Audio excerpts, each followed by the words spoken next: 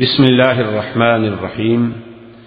منہج corporation Jeddah برائے production و ڈسٹریبیوشن آپ حضرات کی خدمت میں قصص الانبیاء کا مبارک سلسلہ پیش کرنے کی سعادت حاصل کر رہا ہے۔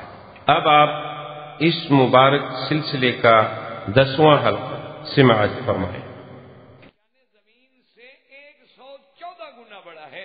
انہوں نے کہا جی 114 گنا بڑی چیز جو ہے وہ یوسف علیہ السلام کے سجدہ کیسے کیا؟ یہ سلمان رشدی کی برادری پیدا ہوتی ہے نا، وہ ایسی چیزیں ڈھونڈتے ہیں۔ اما الذین فی قلوبہم زیغ، جن کے دلوں میں کجی ہوتی ہے، میل ہوتی ہے، کھوٹ ہوتا ہے، وہ ایسے لفظ پکڑ یتبعون ما تشابہ منہ ابتغاء الفتنہ، وہ آیات متشابہات لے کے دنیا کے دماغوں میں فتنہ۔ تو حالانکہ یہ بات یاد رکھا کریں، یہ تو ایک محاوراتی بات ہے، اگر سمجھنا چاہے تو مشکل کوئی نہیں۔ آپ دیکھیں نا جی، آپ عید کا چاند دیکھ رہے ہوں، 10 آدمی کھڑے ہوتے ہیں، ایک آدمی کو نظر آ جاتا ہے، وہ کہتا میں نے دیکھ رہے ہو، کہتے جی بتائیں، وہ کہتے ادھر آؤ بھائی، ادھر آؤ ادھر آؤ، وہ جو دیکھ وہ جی مجھے نہیں نظر، اور نے کہا یار کمال کرتے ہیں، وہ کھجور کا درخت ہے نا اس کے پیچھے دیکھ، یار مجھے تو پھر بھی نظر نہیں آیا۔ وہ کہتا اچھا ایسا کرو، میں ایسے انگلی سیدھی کرتا ہوں، این میری انگلی کے پیچھے، انگلی کے پیچھے چاند تھوڑا آ جائے، یہ تو محاورہ ہوتا۔ اس کو آدمی پھر ضرب تقسیم دے کے اللہ کے قرآن پہ بلا وجہ جو اعتراض کرے، یہ کوئی عقل کی بات؟ انسان خواب دیکھتا ہے کہ اس کو پھانسی دی جا رہی ہے، انسان خواب دیکھتا ہے کہ اس کو سانپ ڈس گیا ہے، انسان خواب کی دنیا ہی الگ ہے۔ تو اس کو سامنے رکھ کر اللہ کے قرآن پہ اعتراض کرنا، یہ اللہ کے قرآن پہ حملہ کرنا، یہ تو جہالت کی بات۔ اور دوسری بات یہ احتیاط رکھیں کہ عین عنفوان بچپنا ہے، اور یہ یوسف علیہ السلام کو اس وقت کسی چیز کی خواہش تھی کہ وہ جا کے ایک خواب نعوذ باللہ ایسا بنا کے اپنے ابے کو سنائے، کیا اس کو غرض کیا؟ یوسف علیہ السلام تو بچے، یعنی ابھی آپ کی عمر جو تھی تقریباً 11 سال کے قریب تھی جب یہ واقعہ پیش آیا۔ جب آپ کو کنویں میں ڈالا گیا ہے تو آپ کی عمر 12 سال، تو انہی دنوں میں یعنی یہ واقعہ ہے، آپ کی عمر 11 اور 12 کے درمیان میں تھی۔ تو اس وقت حضرت یوسف علیہ السلام کو آخر کیا ضرورت درپیش آ گئی کو ایسے نعوذ باللہ ایک فرضی خواب پیش کریں؟ وہ عقل کی بات۔ اس لیے یہ خواب سچا تھا، حقیقت تھی، اور انہوں نے واقعتاً دیکھا اور حضرت یعقوب علیہ السلام کی خدمت میں آ کے بیان کیا۔ تو ابا نے فرمایا کہ میرے بیٹے، مجھے تو بتایا ہے یہ قصہ اور خواب کسی اور کو نہ بتانا، اور بھائیوں کو بھی نہ بتانا، کیونکہ ہو سکتا ہے کہ وہ آپ کے لیے کسی حسد میں مبتلا ہو کر آپ کے خلاف مکر کا ذریعہ بنے۔ بات زندگی رہی تو بات باقی، واللہ تعالی اعلم علمہ اتم۔ برادران اسلام، واجب الاحترام بزرگوں، دوستوں اور بھائیوں، دروس کا سلسلہ قصص الانبیاء علیہم الصلاۃ کے ضمن میں ہم نے یوسف علیہ السلام کے قصے کے بارے میں کچھ باتیں سابقہ درس میں عرض۔ ویسے تو اللہ کے قرآن کے تمام قصص جو ہیں اس میں کوئی شبہ نہیں کہ وہ حکمتوں سے بھرے ہوئے ہیں، ان میں مواعظ ہیں، نصائح ہیں، عبر ہیں، ان میں ہمارے لیے ہدایات ہیں، ان میں زواجر ہیں، تخویفات ہیں، ترغیبات ہیں، ترہیبات ہیں، بڑے عظیم جامع باتیں ہیں جو اللہ نے اپنے قرآن میں لکھی ہیں۔ لیکن سورت یوسف علیہ السلام کے قصے کو چونکہ ایک بڑی اہمیت ہے، اس لیے کہ جس قصے کو قرآن نے خود یہ کہا ہو کہ احسن القصص، یعنی جس قصے کے بارے میں اللہ تبارک و تعالی یہ فرمائیں کہ احسن القصص، اس قصے کے حسن کا، جمال کا کیا عالم۔ اسی لیے مفسرین کرام رحمہم اللہ تعالی علیہم اجمعین نے لکھا ہے کہ یوسف علیہ السلام کے قصے میں بہت بڑے درس، کیونکہ آپ کے قصے میں مالک و مملوک کا قصہ، حاسد و محسود کا قصہ ہے، شاہد و مشہود کا قصہ ہے، قید اور آزادی کی کیفیات ہیں، ابتلاء و امتحان ہے، اور اسی طرح یوں سمجھیں کہ ایک محب و محبوب کا قصہ ہے،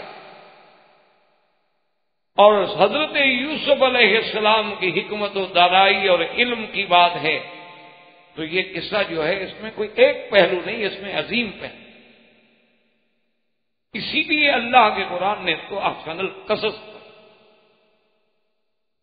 اور دوسری بات یہ ہے کہ اس قصہ مبارک کو سرکار دو جہاں حبیب کبریا سیدنا محمد رسول اللہ صلی اللہ علیہ وسلم کے قصے سے بڑی مشابہت، کہ جیسے یوسف علیہ السلام کو تکلیف پہنچانے والے ان کے بھائی تھے، حضور صلی اللہ علیہ وسلم کو بھی تکلیف پہنچانے والے آپ کی قوم تھی، برادری تھی، بھائی۔ جیسے یوسف علیہ السلام کے لیے بھائیوں نے قتل کا مشورہ کیا، سرکار دو عالم صلی اللہ علیہ وسلم کے لیے بھی قریش نے قتل کا مشورہ کیا۔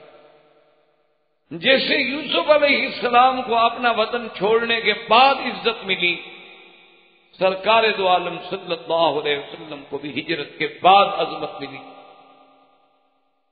جیسے حضرت یوسف علیہ السلام نے اپنے عین اقتدار کے وقت میں انتقام کے بجائے عفو اور معافی سے کام لیا، سرکار دو عالم نے بھی فتح مکہ کے موقع پر بالکل وہی بات فرمائی کہ جو میرے بھائی یوسف نے کہا تھا میں بھی کہتا ہوں، لا تثریب علیکم اليوم۔ تو اس قصے کو چونکہ آقا انعامدار کے واقعے سے ایک بڑی عظیم اور جامع مشابہت ہے، اس لیے بھی اللہ تبارک و تعالی نے اس قصے کو احسن القصص۔ اور مفسرین کرام نے لکھا ہے کہ آپ دیکھیں کہ اور قصے جو ہیں آپ کو وہ تھوڑے تھوڑے، کسی جگہ ابتدا ہے، کسی جگہ انتہا ہے، اور بار بار قرآن نے کئی صورتوں میں ذکر کیے ہیں، لیکن یوسف علیہ السلام کا قصہ صرف ایک، یعنی اور انبیاء علیہ حتیٰ کہ ابراہیم الخلیل علیہ السلام کا آپ نے پڑھا ہے الحمدللہ کہ کتنا اللہ نے قرآن کی کون سی صورت ہے جہاں ذکر نہیں فرمایا، لیکن یوسف علیہ السلام کی بات جو ہے وہ صرف ایک ہی صورت مبارک، اور اول سے لے کر آخر تک اللہ نے ایک ہی دفعہ ذکر فرمایا۔ اس لیے علماء کرام نے فرمایا کہ اس پہ غور کریں کہ باقی جو انبیاء علیہ السلام کے قصے ہیں ان میں تو کوئی تنبیہات ہیں، ذکر ہے، تو جب کسی کو تنبیہ کرنی ہو تو تنبیہ تو بار بار کی جاتی، لیکن قصہ یوسف علیہ السلام میں وہ بات نہیں ہے۔ اسی طرح اصحاب الکہف، اسی طرح ذوالقرنین، اور اسی طرح حضرت سیدنا موسیٰ علیہ السلام اور خضر علیہ السلام کی ملاقات، اور قصہ سیدنا یوسف، اس کو اللہ نے ایک ہی دفعہ دیا، کیونکہ ان میں وہ مقامات، وہ سرزنش، وہ تنبیہات مقصود نہیں، اس لیے اس قصہ مبارک کا اسلوب بھی نرالا۔ اب وہ یوسف علیہ السلام کے قصہ مبارک کو پڑھنے سے پہلے تھوڑا سا اس کے تاریخی پس منظر پہ بھی آپ نظر ڈال لیں، تاکہ اس کے بعد پھر جب یوسف علیہ السلام کے قصے کو آپ قرآن کی آیات مبارک کی روشنی میں سمجھیں گے تو آپ کے لیے اور آسانی ہوگی اور آپ کے لیے نئی راہیں۔ ہمیں جہاں تک تاریخی پس منظر کا پتہ چلتا ہے، لازمی بات ہے کہ وہ کتب سابقہ یعنی اسرائیلی روایات ہیں، اسی طرح بائبل میں، تلمود میں اور کتب سابقہ میں یہ بات ہمیں ملتی ہے کہ تقریباً یہ 1890 قبل مسیح علیہ السلام کے قصہ، اور انہی کتابوں میں سے یہ بات بھی ملتی ہے کہ 1890 قبل مسیح میں فلسطین کے علاقے میں، سرزمین فلسطین کے علاقے میں ایک مقام تھا حرون، جہاں حضرت یوسف علیہ السلام پیدا۔ سیدنا یعقوب علیہ السلام کی 4 بیویاں تھیں، انبیاء علیہ السلام کی، یعنی یہ نہیں کہ صرف حضور پاک سے بلکہ آپ سے پہلے بھی جتنے نبی گزرے ہیں ان کی بھی ازواج جو تھیں وہ متعدد تھیں، جیسے کہ حضرت سلیمان علیہ السلام کے بارے میں آتا ہے آپ کے تو حرم میں 99 تقریباً، اور یہ تعدد ازواج جو ہے یہ یعنی کوئی ایسی بات نہیں ہے نعوذ باللہ کہ اسے تعصب کی نگاہوں سے دیکھ کے کسی کے لیے ذریعہ عیب ٹھہرایا جائے، بلکہ افسوس تو یہ ہے کہ تعدد ازواج کے مسئلے پر وہ قومیں اعتراض کرتی ہیں کہ جو تعدد احباب پہ تو اعتراض نہیں کرتی، لیکن تعدد ازواج پہ اعتراض کرتی. یعنی آپ گرل فرینڈز تو جتنی مرضی ہے رکھ لیں لیکن حلال نہ کریں. عجیب قوم. اور تعدد ازواج پہ اعتراض کرنے والی قوم کا یہ عالم ہے کہ 5 لاکھ ان کے ہاں 9 سال سے لے کر 13 سال کی عورتیں جو ہیں وہ حاملہ بالزنا.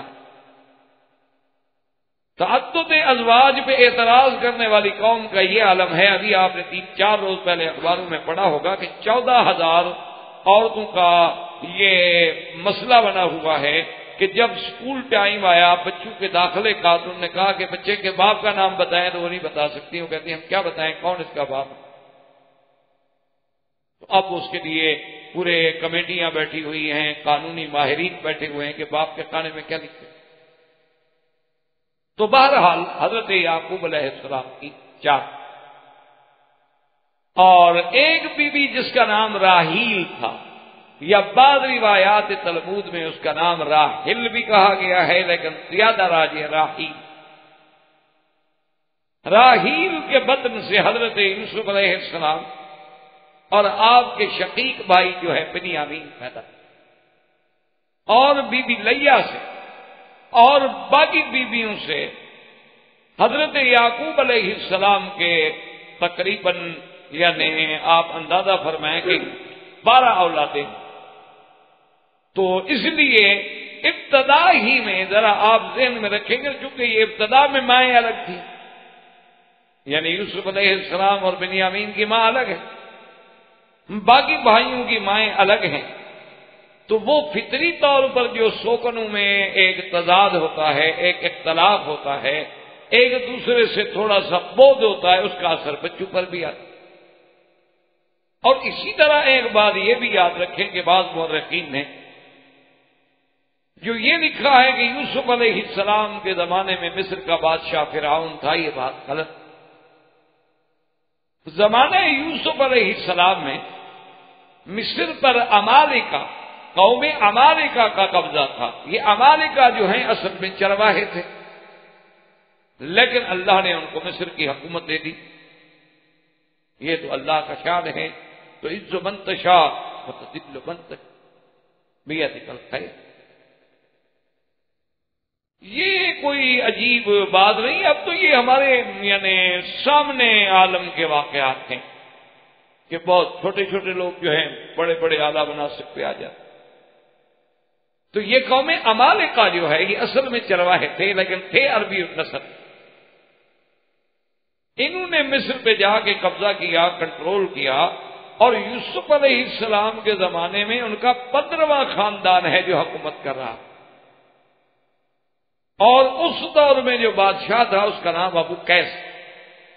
وہ فرعون نہیں تھا، فرعون تو بعد میں.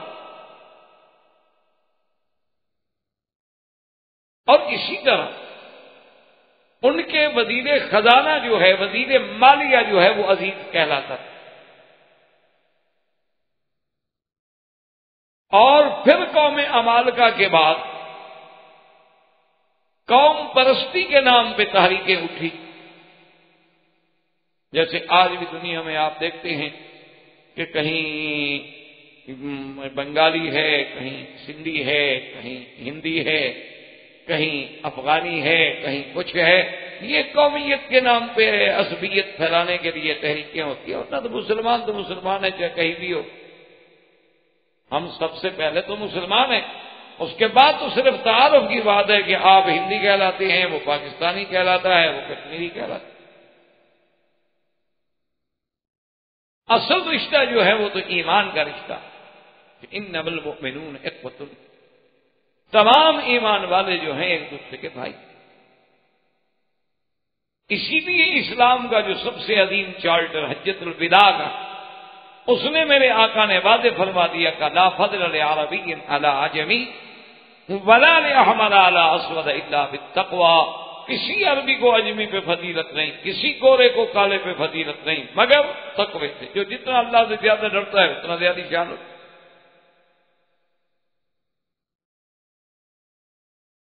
تو قوم عمالقہ کے بعد قوم پرستانہ تحریک جب اٹھی تو قبط والے جو لوگ ہیں، قبطی کہلاتے تھے، وہ انہوں نے آ کے قبضہ کیا، اور یہ قبطیوں میں قوم فرائنہ تھی جو حکومت اور اقتدار پہ قابض ہوئی، اور ان کے بادشاہ بننے والوں کا لقب پھر فرعون بنا۔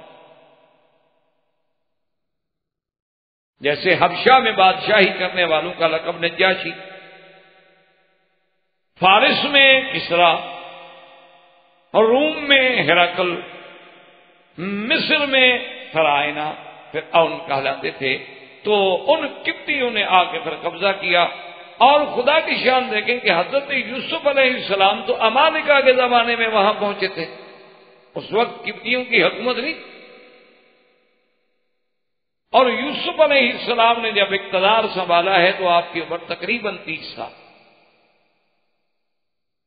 اور یوسف علیہ السلام تقریباً 80 سال تک مصر پہ بادشاہ رہے ہیں بلا شرکت غیر، اور 110 سال تقریباً کی عمر میں آپ کی وفات۔ اسی دور میں جب حضرت یوسف علیہ السلام کو اللہ نے یعنی مصر میں عروج بخشا تو بنو اسرائیل آئے، کیونکہ بنو اسرائیل حضرت یعقوب کی اولاد ہے، وہ بھی مصر میں آئے اور آباد ہوئے۔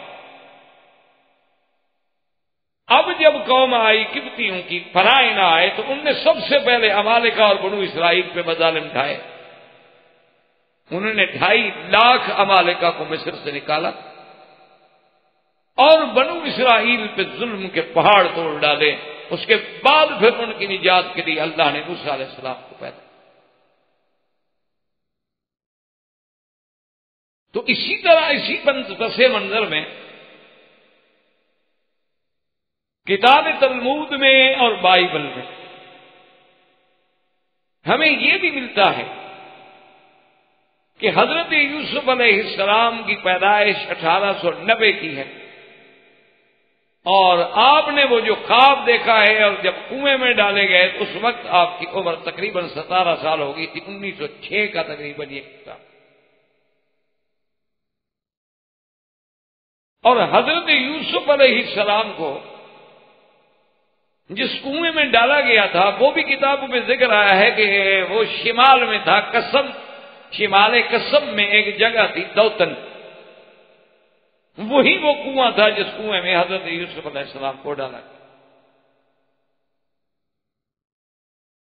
اور اسی ضمن میں ان کتابوں میں آپ کے اس خواب کا بھی ذکر ہے جو خواب حضرت یوسف علیہ السلام نے دیکھا۔ اور یہ بات بھی آپ یاد رکھیں کہ خواب جو یہ بھی یعنی ایک اللہ کی بڑی عظیم نعمت ہے۔ اسی لیے ایک حدیث مبارک میں، صحیح حدیث میں آتا ہے، لم یبقى من النبوۃ الا المبشرات، کہ اب نبوت تو ختم ہو گئی، اب بشارات ہیں۔ اور اسی طرح یہ بھی آیا ہے کہ الرؤیا، خواب جو ہے یہ بھی ایک جز ہے نبوت کے اجزاء میں، لیکن اس کا معنی یہ نہیں ہوتا کہ جز موجود ہو تو نبوت کا کوئی دعویٰ کرتے۔ کہیں آپ ٹانگ پڑی ہوئی دیکھیں تو آپ کہتے ہیں ٹانگ ہے، یہ نہیں کہتے کہ بندہ پڑا ہے۔ کہیں ہاتھ کٹا ہوا ایک بندے کا پڑا ہو تو آپ یہ نہیں کہیں گے کہ جی آدمی پڑا ہے، یعنی جز کو دیکھ کے آپ کبھی کل کا دعویٰ نہیں کرتے۔ تو اسی طرح اگر ایک نبوت کی جز اگر اللہ نے باقی رکھی ہے تو اس کا معنی یہ تو نہیں کہ نبوت باقی ہے لہذا کل خواب دیکھنے والا نبی بن جائے گا۔ تو خواب جو ہے دراصل اس کے بارے میں بھی علماء نے بہت بڑے ابحاث ہیں، بہت بڑی تفاصیل ہیں، بہت بڑی کتابوں میں بحثیں ہیں، لیکن آپ موٹی سی بات یاد رکھیں جو خلاصہ ہے تقریباً ان ابحاث کا کہ اللہ نے انسان میں ایک تو آپ کی یہ جان ہے اور ایک ہے نفس اور ایک ہے روح۔ بعض علماء نفس اور روح کو ایک بھی کہہ دیتے ہیں، کیونکہ جو کام روح کا ہے وہی نفس کا۔ اسی لیے قرآن کہتا ہے نا اللہ یتوفی الانفس حین موتها، کہ اللہ تبارک و تعالی پورا پورا لے لیتی ہے نفس کو قبضے میں. تو یوں سمجھ لیں کہ ایک جان ہے، ایک نفس ہے، ایک روح ہے. روح کو یوں سمجھ لیں کہ وہ روح ہے، یعنی جان کے لیے نفس کام کر رہا ہے اور نفس کے لیے وہ روح کام، یعنی آسانی آپ کے لیے ہو جائے گی. ورنہ تو یہ تو خیر بہت بڑی علمی ابحاث ہیں جن کے لیے بہت بڑے اوقات کی اور پھر ان لوگوں سے جن کا علم سے تعلق بھی.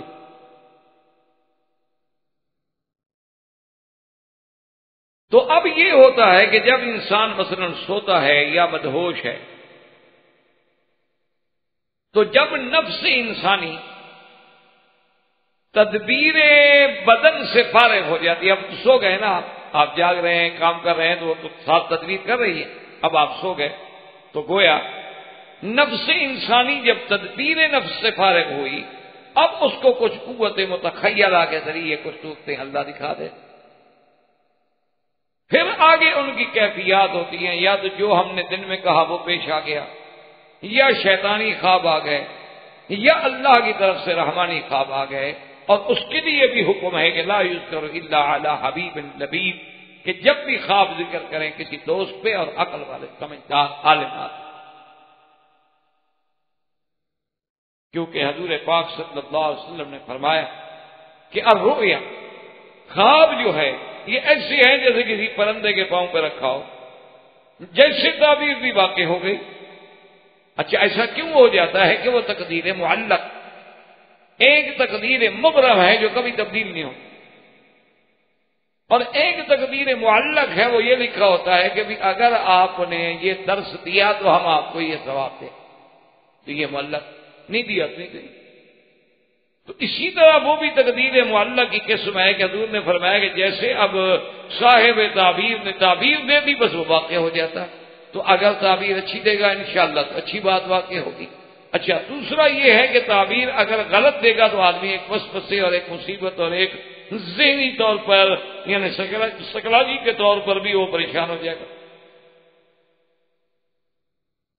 اس لیے خواب بھی ایک بڑی نعمت ہے، لیکن اس کے ساتھ یہ بات بھی یاد رکھیں کہ انبیاء کا خواب جو ہے وہ تو واحد،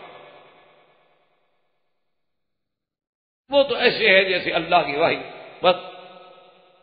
اچھا اسی زمن میں ایک بات آپ یہ بھی یاد رکھ لیں کہ خواب کبھی کبھی کافروں کا بھی سچا، خواب کبھی کبھی فاسق فاجر بڑے سے بڑے بد کردار انسان کا بھی سچا ہو سکتا ہے. کہ اسی سورت یوسف میں، سورت یوسف علیہ السلام میں آپ دو قیدیوں کا خواب سنیں گے انشاءاللہ، وہ بھی تو کافر تھے. اس وقت کے بادشاہ نے خواب دیکھا جس کی تعبیر کے لیے پھر یوسف علیہ السلام کو نکالا گیا، وہ دیکھنے والا بھی کافر تھا لیکن خواب سچا. اسی طرح بی بی عاتقہ نے حضور کے بارے میں خواب دیکھا تھا. اسی طرح بخت و نصر نے خواب دیکھا تھا. اسی طرح کسرا فارس نے خواب دیکھا تھا اور بالکل سچا. اس لیے ہمیشہ یاد رکھیں کہ خواب یہ ضروری نہیں ہوتا، یعنی مومن کا خواب تو خیر ہے ہی مومن کا خواب، اولیاء اللہ کے خواب ہیں یا انبیاء کے خواب ہیں سبحان اللہ، ان میں تو کوئی کلام نہیں، لیکن اللہ تبارک و تعالیٰ کی قدرت یہ ہے کہ کبھی کبھی کافروں کا خواب بھی سچا ہوتا ہے. ورنہ اللہ کے نبی کا خواب تو خواب ہو. جیسے کہ سرکار دو جہاں صلی اللہ علیہ وسلم نے غزوہ احد سے پہلے آپ نے خواب دیکھا کہ آپ کی تلوار ذوالفقار جو ہے وہ ٹوٹ گئی اور چند گائیں ہیں جو ذبح کی جا رہی ہیں. تو حضور صلی اللہ علیہ وسلم نے فرمایا کہ میں نے خواب دیکھنے کے بعد ہی یہ اندازہ لگا لیا کہ احد میں ہمیں شکست ہوگی اور میرے بڑے بڑے اجلہ صحابہ بڑے شان والے لوگ ہوں گے، لیکن اللہ کی تقدیر کو کون ٹال سکتا ہے؟ اللہ کا حکم ہو تو ہی ٹل. اس لیے حضرت یوسف علیہ السلام کا جو خواب ہے، اور یہ بھی اس میں یاد رکھ لیں کہ 40 سال کے بعد تعبیر ظاہر ہوئی. یہ ضروری نہیں ہوتا کہ جب آپ خواب دیکھیں کل آپ کو تعبیر مل جائے. ایسا بھی ہوتا ہے کہ جیسے بی بی عائشہ فرماتی ہیں کہ پہلے حضور صلی اللہ علیہ وسلم کے اوائل امر میں آپ جو خواب دیکھتے تھے کہ فلق صبح بالکل ایسے آ جاتے تھے جیسے صبح کا سورج نکلا. تو اللہ تبارک و تعالی نے اس سورت مبارکہ میں یعنی بڑے عظیم واقعات کا تذکرہ فرمایا ہے. اسی لیے قرآن نے اس کے بارے میں فرمایا کہ احسن القصص، کہ یہ ایسا بہتر قصہ ہے میرا مدنی صلی اللہ علیہ وسلم جو ہم آپ کو سنا رہے ہیں.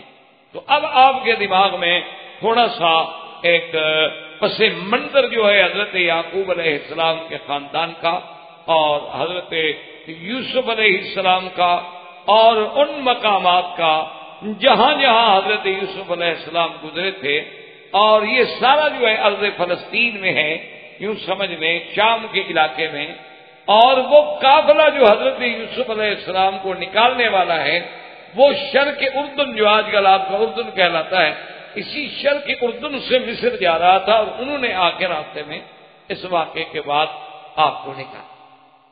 اب اللہ تبارک و تعالیٰ نے قرآن پاک میں بیان فرمایا ہے کہ میرے محبوب صلی اللہ علیہ وسلم کہ نحن نقص علیک احسن بما اوحینا الیک ھذا القرآن وان کنت من قبلہ لمن الغافلین. اچھا، اس میں دیکھیں کہ اللہ پاک نے فرمایا کہ میرے محبوب جب تک ہم نے آپ کو قصہ نہیں سنایا تو آپ کو تو علم نہیں تھا، آپ تو غفلت والوں میں سے تھے. لیکن دراصل اس میں اشارہ ہے اور اس میں اللہ تبارک و تعالیٰ کی طرف سے ذکر ہے قریش مکہ پر، کہ قریش مکہ اور یہود نے آ کے پوچھا تھا تو اللہ نے فرمایا کہ اب تو اللہ کا قرآن آ گیا، اب تو تمہارے سامنے سیدنا یوسف علیہ السلام کا عظیم قصہ میرے مدنی پاک نے سنا دیا. اسی سے اندازہ لگا لو کہ اللہ کا نبی ہے. آخر آپ کو کیسے معلوم ہوا یہ قصہ؟ بھئی اس زمانے میں کوئی اسٹیشن تو نہیں لگے ہوئے تھے سیٹلائٹ کے، اس زمانے میں کوئی ڈش تو نہیں لگے ہوئے تھے کہ رات کو دیکھ لیا اور صبح کسے سنا دیے. جس آدمی نے نہ دیکھا وہ تو حیران ہو جائے گا نا کہ آپ نے رات کو نئی نئی چیزیں دیکھی، آپ انٹرنیٹ پہ بیٹھ گئے، آپ نے جناب 50 ملکوں سے معلومات حاصل کر دی ہے. اور میں کیونکہ نہیں جانتا میرے لیے تو وہ عجوبہ ہوں گی، لیکن کوئی بڑی بات نہیں، کیونکہ آپ کے پاس جہاز موجود ہے، اور وہ جہاز جس کے پاس بھی موجود ہو اور چلانا جانتا ہو وہ خبریں حاصل کر سکتا ہے. لیکن کمال تو اس نبی عربی کا ہے صلی اللہ علیہ وسلم کہ جو پیدا ہونے سے لے کر 40 سال تک. اسی لیے سب سے بڑی بات حضور نے یہی پیش کی تھی نا قریش کو، لبثت فیکم عمرا من، کہ اے لوگوں میں نے تمہارے اندر زندگی گزاری، میں تمہارے اندر رہا، تمہارے سامنے پیدا ہوا ہوں، میری زندگی کھلی کتاب کی طرح تمہارے سامنے ہے. اور 40 سال کے بعد کبھی حضور نوح علیہ السلام کا واقعہ سنا رہے ہیں، کبھی حضور صالح علیہ السلام کا واقعہ سنا رہے ہیں، کبھی حضور ہود علیہ السلام کا واقعہ سنا رہے ہیں، کبھی حضور حضرت یوسف علیہ السلام کا واقعہ سنا رہے ہیں. اللہ نے فرمایا اس کے بعد بھی تمہاری غفلت نہیں ٹوٹی کہ یہ میرا پیغمبر ہے، میرا نبی ہے، اور جو سناتا ہے وہ میرے کہنے سے سناتا ہے، ورنہ حضور صلی اللہ علیہ وسلم کے پاس اور تو کوئی سورس ہی نہیں ہے کس سے. اب جناب وہ واقعہ آیا کہ یوسف علیہ السلام نے اپنے ابا حضرت یعقوب سے آ کے کہا اذ قال یوسف لأبیہ یا ابت انی رأیت احد عشر کوکبا والشمس والقمر رأیتهم لی ساجدین. یوسف علیہ السلام نے آ کے عرض کیا کہ میرے ابا میں نے خواب دیکھا ہے. کیا خواب؟ میں عجیب خواب کہ 11 ستارے ہیں، سورج ہے، چاند ہے، میں نے دیکھا کہ سب جھک کے مجھے سجدہ کر رہے ہیں. علماء نے لکھا ہے کہ اللہ تبارک و تعالی نے تمثیل کے طور پر جیسے کہ عالم مثال ہے، اسی طرح اللہ پاک نے یوسف علیہ السلام کو خواب میں دکھلایا. شمس سے مراد آپ کی والدہ ہے. اچھا، بعض علماء نے کہا کہ آپ کی والدہ بہت ہو گئی تھی بلکہ خالہ ہے، کیونکہ یہ بات بہرحال ہمیں ملتی ہے کتب سابقہ میں کہ جب بنیامین پیدا ہوئے ہیں تو آپ کی والدہ فوت، ولادت کے مسئلے میں ہی فوت. تو اب بعض علماء نے کہا کہ خالہ ہے، اور خالہ بھی منزلۃ الام ہوتی ہے، وہ بھی ایک ماں ہے. اور اس کے بعد قمر سے تشبیہ دی گئی والدگی، اور تاروں کو تشبیہ دی گئی بھائیوں سے، کیونکہ سب کا اصل سورج ہے جس سے سب نور حاصل کرتے ہیں. تو گویا کہ وہ ماں جو تھی وہ اصل تھی جہاں سے بچے پیدا ہوئے. اس لیے اللہ تبارک و تعالیٰ نے آپ کو خواب دکھلایا، اور اسی خواب میں ایک عجیب اشارہ تھا کہ آسمان کی بلندی پہ رہنے والی چیزیں، آسمان پہ چمکنے والی چیزیں، آسمان سے پورے عالم کو روشن کرنے والی چیزیں جو ہیں یوسف علیہ السلام تیرے آگے جھک رہی ہیں. تو اللہ تبارک و تعالیٰ نے اس خواب میں، اور یوسف علیہ السلام کو اللہ نے، یعنی آپ دیکھیں کہ اللہ نے یوسف علیہ السلام کو قرآن پاک میں کتنے عظیم لقب دیے. کہیں جگہ تو فرمایا کہ وہ غلام علیم تھے، علم والے، کہیں فرمایا وہ غلام حلیم تھے، علم والے، اور کہیں فرمایا آتیناہ حکما و علما، ہم نے تو ان کو حکمت و دانائی اور علم عطا فرمایا، ہم نے ان کو حکم مانا حکومت کرنے کا بھی اقتدار بھی عطا فرمایا. اور کہیں فرماتے انہ من المحسنین، وہ تو خالص میری عبادت کرنے والوں میں، اور کہیں فرماتی انہ من عبادنا المخلصین، وہ تو میرے چنے ہوئے بندے. یعنی حضرت یوسف علیہ السلام کا، اور آپ نے وہ خواب جو ہے حضرت یعقوب علیہ السلام اپنے والد کی خدمت میں پیش کیا. اسی سے وہ سبق بھی ملا ہمیں کہ لا یذکر الا علی لبیب او حبیب، کہ جب بھی خواب دیکھو کسی عقل والے کے آگے پیش کرو. اب یوسف علیہ السلام نے بھائی بھی تو موجود تھے، اور بھی تو لوگ وہاں رہتے تھے، لیکن ماں سوائے حضرت یعقوب علیہ السلام کے کسی کو دے. اب جب حضرت یعقوب علیہ السلام کی خدمت میں آئے اور آ کر آپ کو خواب سنایا تو قال یا بنی لا تقصص رؤیاک علی اخوتک فیکیدوا لک کیدا ان الشیطان للانسان عدو مبین. حضرت یعقوب علیہ السلام نے فرمایا میرے بیٹے اپنا یہ قصہ اپنے بھائیوں پہ ذکر نہ کرنا، وہ تمہارے لیے پھر کچھ جال بنیں گے، مکر کریں. کیوں میرے بھائی ہیں؟ فرمایا ان الشیطان للانسان عدو مبین، شیطان انسان کا کھلا دشمن ہے. اور اس خواب میں آپ کی عزت کا ذکر ہے، عظمت کا ذکر ہے، اور بھائی برداشت نہیں کر سکیں گے. کیونکہ یعقوب علیہ السلام تو جانتے تھے کہ بھائیوں میں تو پہلے حسد ہے، پہلے تحاسد و تباغض ہے. وہ تو حضرت یوسف علیہ السلام اور بنیامین کو پہلے سے اچھا نہیں سمجھتے، پہلے بھی ان کو وہ نعوذ باللہ اچھی نظروں سے نہیں دیکھتے. تو جب وہ ایسا خواب سنیں گے تو اس کا نتیجہ دو ہوں کہ اگر انہوں نے خواب کو اہمیت دے دی تو دشمن بن جائیں گے، اور اگر خواب کو اہمیت نہ دی تو مذاق اڑائیں گے. دیکھو جی سورج اور چاند کیسے سجدہ کر رہے ہیں، دیکھو جی آسمان سے سورج اترا ہے سجدہ کرنے کے لیے. اس کی وجہ یہ ہے نا جی کہ جب دشمن ہوتا ہے تو وہ اسی بات کو پھر افسانہ بنا دیتا ہے، اور اگر دوست ہوتا ہے تو پھر اس کے دل میں عظمت ہو. جیسے کہ کسی کو آپ کہیں گے جی وہ چاند دیکھو میری انگلی کے پیچھے، اب اگر مخالف ہوگا اسی کو کہانے بنا دے گا کہ جناب کبھی چاند بھی انگلی کے پیچھے آ سکتا ہے، کبھی سورج بھی انگلی کی، اتنا بڑا کرہ ہے چاند کا، وہ تو زمین سے بھی بڑا ہے تو انگلی کے پیچھے کیسے آ گیا. اسی لیے جیسے کہ حضور نے فرمایا کہ جب سورج نکل رہا ہو تو تم نماز نہ پڑھا، کیونکہ انہا تطلع بین قرنی الشیطان، جب یہ سورج نکلتا ہے تو گویا شیطان کے دو سینگوں کے درمیان سے نکلتا ہے. اب جناب دیکھیں ایک حدیث مبارک ہے اور صحیح حدیث مبارک ہے، لیکن پرویز جیسے منکرین حدیث جن کو سرکار دو عالم کی حدیث سے عداوت، اس نے جناب اسی بات کو اتنا رنگ آمیزی کی کہ پوری کتاب لکھ ڈالی. اس نے کہا کہ اگر آدمی کی یہ پیشانی کی پیمائش کی جائے تو ہر بندے کے طول و عرض کا یہ 12واں حصہ ہوتا ہے. یعنی اگر 12 ایک آدمی کا طول عرض جو ہے اس کو دیکھا جائے اور پھر پیشانی کی پیمائش کی جائے تو یہ 12واں حصہ بنتا ہے. تو اس نے کہا کہ جناب سورج جو ہے وہ تو زمین سے بھی 114 مرتبہ بڑا ہے، اور وہ شیطان کے دو سینگوں کے درمیان میں آ جاتا ہے تو شیطان کی پیشانی کتنی بڑی ہوگی اور وہ کتنی چوڑی ہوگی کہ یہ سورج میں آگے پھنس گیا دو سینگوں میں. اور اگر وہ شیطان کے سینگوں میں آ جاتا ہے تو سینگوں کو اٹھا کے وہ سورج کو جہاں مرضی ہے لے جائے، پوری دنیا میں اندھیرا کر دے. انہوں نے کہا کہ نعوذ باللہ تو حدیث ہے ہی نہیں، ایسے لوگوں نے لکھی.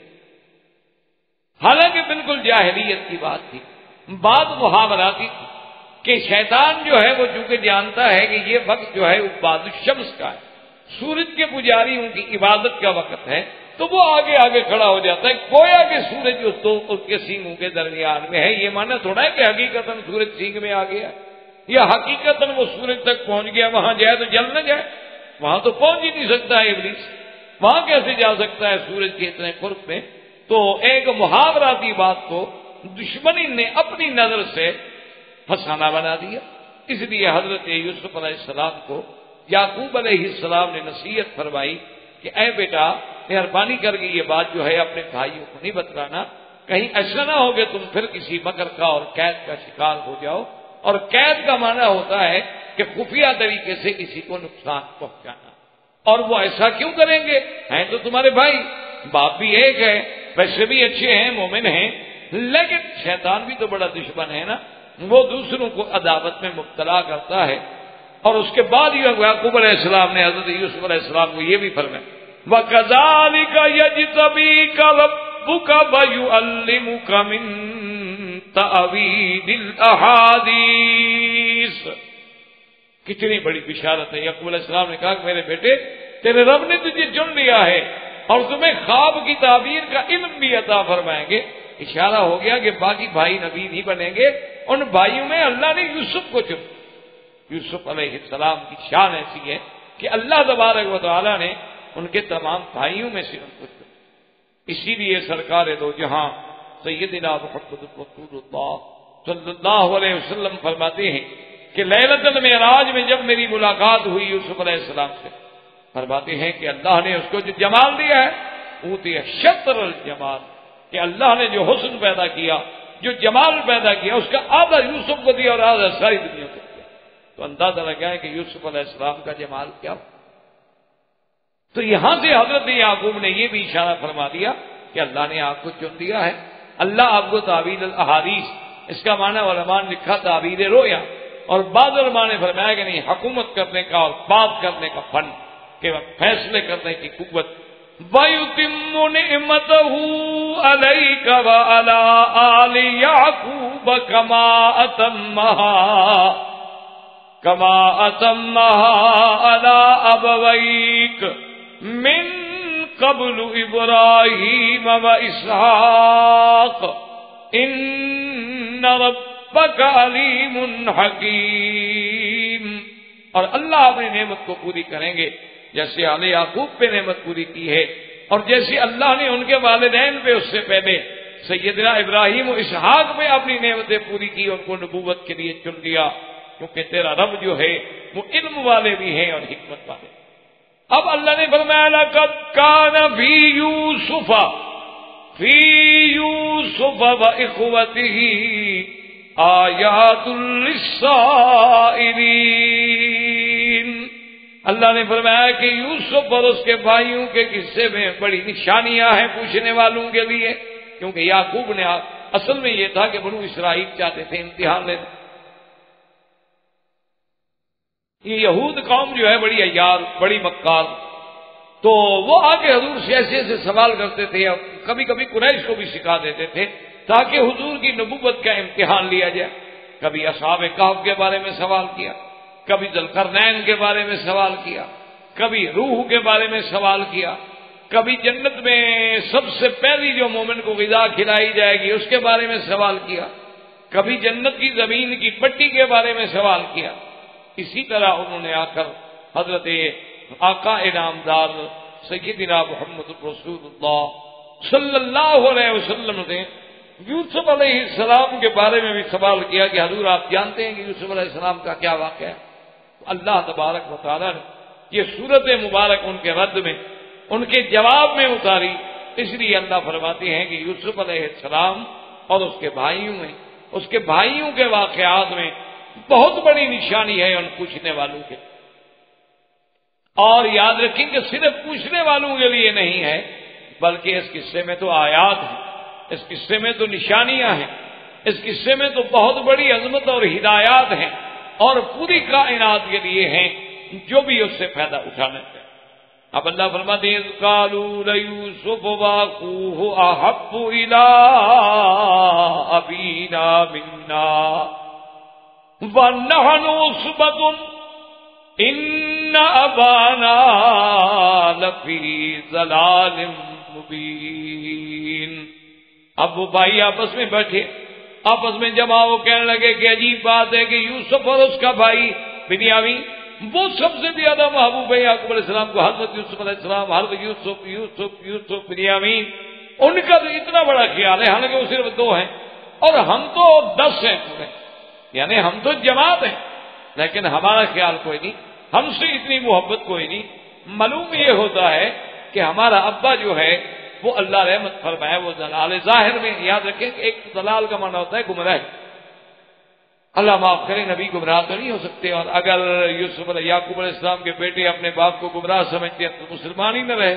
یعقوب علیہ السلام نبی ہیں، نبی کی طرف گمراہی کی نسبت کرنے والا آدمی پھر مسلمان کیسے ہو سکتا ہے؟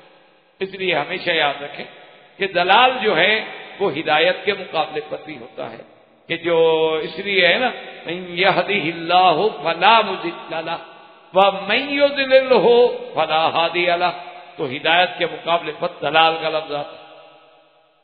لیکن کبھی دلال کا معنی یہ ہوتا ہے، یاد رکھیں کہ کسی چیز میں گم ہو جانا. جیسے ایک آدمی راستہ بھٹک جائے، وہ بھی تو ضلال ہے، بھٹک گیا، گم ہو گیا نا. کسی طرح اگر آدمی کسی خیالات میں بالکل ڈوب جائے، جیسے کہ عربی کہتے ہیں کہ ذل الماء فی اللبن، وہ پانی لسی میں حل ہو گیا، مل گیا، پتہ ہی نہیں لگتا پانی کدھر ہے، اب تو صرف ہمیں لسی لسی ہی نظر آتی ہے، تو وہاں بھی کہتے ہیں ذل. اچھا، اسی طرح یاد رکھیں کہ قرآن مقدس میں کئی مقامات پہ اس لفظ کا استعمال، جیسے اللہ نے فرمایا وَوَجَدَكَ ضَالًّا فَهَدَىٰ، محمد مصطفیٰ ہم نے آپ کو پایا. کیا مانا؟